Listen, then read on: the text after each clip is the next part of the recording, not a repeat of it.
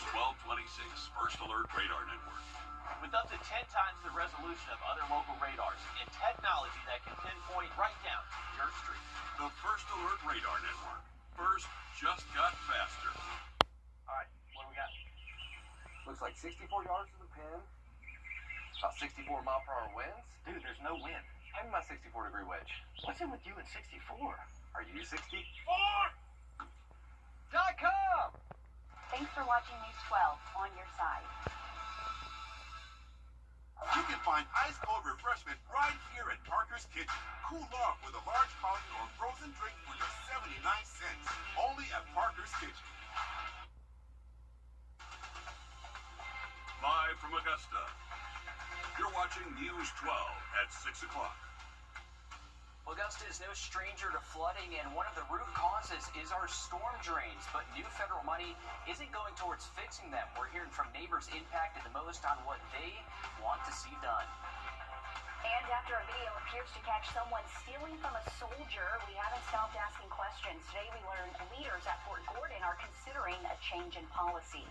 Good evening, and thanks for choosing us. I'm Zana Halliburton. And I'm Will Rio. We've got those stories for you and more in just 2 minutes. But first, we're checking in with your First Alert Chief Meteorologist, Riley Hale. Riley, any storms? Thanks, Riley. Old problems and no new solutions. Augusta neighbors are no strangers to flooding. Seems like what you see on your screen happen every year, damaging homes, erasing yards, and causing huge headaches. Augusta storm drains and their many issues play a key role in getting this flooding under control. But federal money that's helping to clean up after Helene isn't going towards fixing these drains. Your Ethan Hunter has how neighbors are reacting.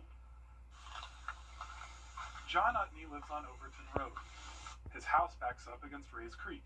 The city storm sewer comes to daylight, and you can see along the fence line, it's full of debris. When it rains here, it pours. Flooding in the backyard, expected as a FEMA flood site, but out front, backed up storm drains cause problems down the block. You could have gone water skiing there. The neighbor has a boat, and I didn't get out there in time. The streets flooding up to a few feet. John's next door neighbors have water all the way up into their garage and crawl space. Another neighbor has lost over a foot of ground elevation since moving in 10 years ago. That pipe marking how high the property should be. This water runoff used to be straight, erosion now exposing tree roots, and a sinkhole, open in their front yard despite filling it twice already.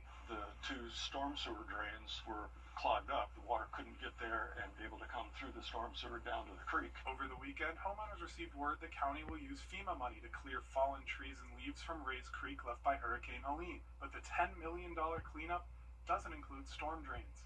The frustration isn't new, and neither is the problem. Neighbors we talked to say the city has been slow toward finding a long-term fix.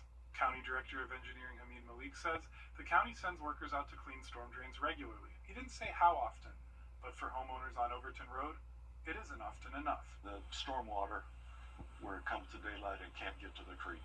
Those are the major problems. In Augusta, Ethan Hunter, on your side.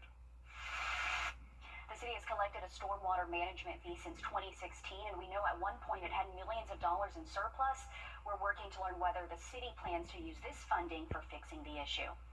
Augusta's Coliseum Authority is doubling down on its move to not call their latest project the new James Brown Arena. It's been a back and forth we followed for months after we were encouraged to call it the new Augusta Arena and learned the naming rights are up for sale. Today during Augusta's commission meeting, the Coliseum Authority's chair said James Brown's name was, quote, never on the arena. However, you can see from video on your screen, the sign out front and on parts of the building did say James Brown Arena. Regardless, the Coliseum Authority chairman says the choice to sell naming rights will help funding for the arena, and any interested parties will be encouraged to keep the James Brown name, like calling it the AT&T James Brown Arena, for example. With the new arena still 2.5 years away from being completed, the back and forth for naming rights is far from over.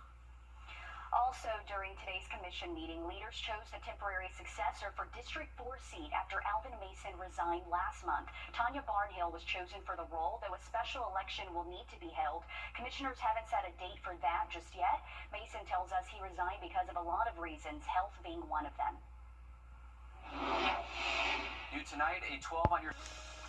Well, heading into the rest of tonight, we are looking at a low flash flood risk and even the chance for maybe an isolated severe thunderstorm warning. Continue to stay weather aware. We'll have an update on radar for you just after the break. And coming up, being proactive when it comes to hurricanes takes work. We're showing you how our local leaders are stepping up to be prepared next. Time and Temp, brought to you by your First Alert weather team. Joint house model for those storm chances in just a bit.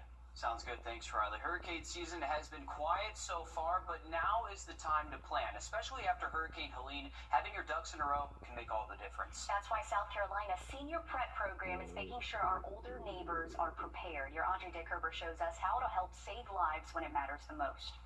It's hard to know what to do.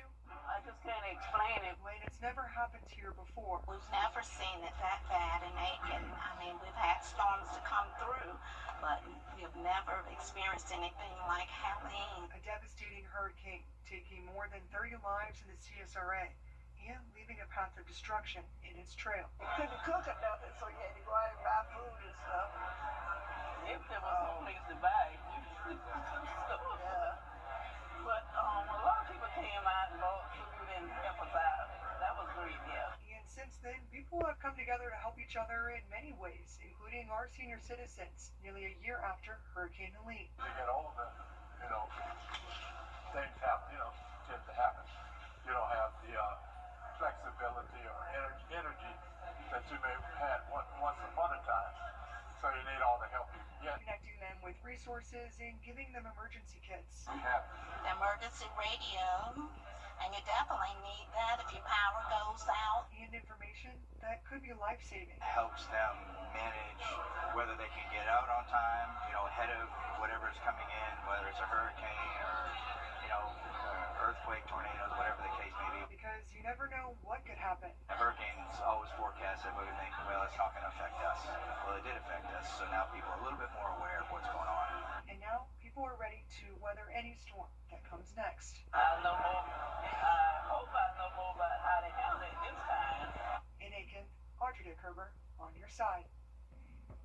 Good information there. Thanks, Audrey, for that. A local teen who won her battle with leukemia is heading on a well-earned trip to Costa Rica. This is Sully Hayjack. She recently rang the bell at the Children's Hospital of Georgia, marking the end of her treatment. Today, she received a heartfelt send-off by her medical team at Make-A-Wish, Georgia, who's sending her to Central America. And it's not just for a beach getaway. Sully plans to become a herpetologist, someone who studies amphibians and reptiles, and says Costa Rica is the best place to learn. Sully says she's especially excited to see a Tico chameleon up close, something that's possible thanks to Make-A-Wish, Georgia. It was a moment that she could kind of mark her transition from being a patient to being a regular kid that can look forward to her wish coming true. The send-off also included a butterfly release, which carries a special meaning for Sully and her mom. We're wishing Sully safe travels, and we hope she gets to see all the critters. This is amazing. I love Make-A-Wish. They really do make dreams come true for these kids. Couldn't ask for a better place down in Costa Rica to do what she loves doing, studying. Hopefully she gets to see some great animals down there and study them. That's awesome. Absolutely. Love to see that. Family gets to go with her. We're wishing them a safe trip. And just after the break, Brett Johnson has coached on both sides of the state line now. He's ready to carve out a new path with the Panthers. We'll take you inside the jungle coming up next. First Alert Radar, powered by Jim Hudson Automotive Group. Gerald Jones Mazda. On your sideline, sponsored by Chandler Law Firm. More than a decade of stability at Lakeside, change has officially arrived, and they didn't have to look too far for their next leader, instead choosing a familiar face. Lakeside went with defensive coordinator Brett Johnson, and with 24 seniors gone, everybody's stepping up. Obviously, losing those guys was very tough, and it's going to be a big hole to replace, but we got guys that are stepping up and willing to do it, not just stepping up into that role and doing physically what those guys were able to do, but also mentally, emotionally, kind of carrying the team. And occasionally the burden of high expectations. The Panthers are coming off a 10-2 season, their best since the rise of skinny jeans. You hear all the chatter in the community and kind of around the school building too, that you lost 24 seniors, some coaches, and so this is going to kind of be a rebuilding year for us. And I tell our guys all the time, you got to let that stuff go in one ear, out the other. And trust the ears you can. Johnson played for North Augusta, then spent 7 years with Fox Creek. After his time with the Preds, he went with his brother-in-law, Lee Hutto, to Westside before Steve Hibbett stole him next. Those guys told me stepping in, it's going to be tough. It's going to be a lot as a first-year coach, and I've seen that so far. There are a lot of things behind the scenes that go into being a head coach that is tough, but biggest thing is getting a staff that you trust and keeping the main thing with these players. Because there's no clear-cut path through the jungle for these Panthers. Reporting in Evans, Alyssa Lyons on your side. All right, thank you for that, Alyssa. Take a look at our 3-degree guarantee brought to you by Tub Doctor. Our forecast, 96. We actually got all the way up to 99 degrees this afternoon. Still within the 3-degree guarantee, so $50 more heading towards Camp Lakeside. Another quick look at the forecast coming up.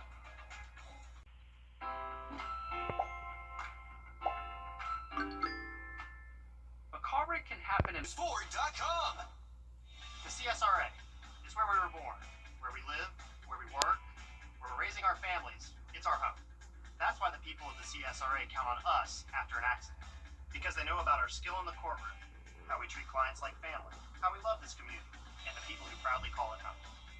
We're just a call or click away. Injured? When you need me, call me. I'm your Augusta guy. 706-724-7224. Create your perfect room for entertaining, relaxing, and more with patio enclosures. Right now, get up to 20% off your new sunroom. Plus, enjoy exceptional financing that fits your budget. Act now to get an extra 5% off. Call today. Time to join the Morning Mix Mug Club, sponsored by All Weather Heating and Cooling. Head to wrdw.com/morningmix to win a Morning Mix mug. And catch the mix Wednesday and Friday mornings to see if you're a winner. Enter today. I'm Mike Costello of the Mike Costello Law Firm. You've been in a car wreck.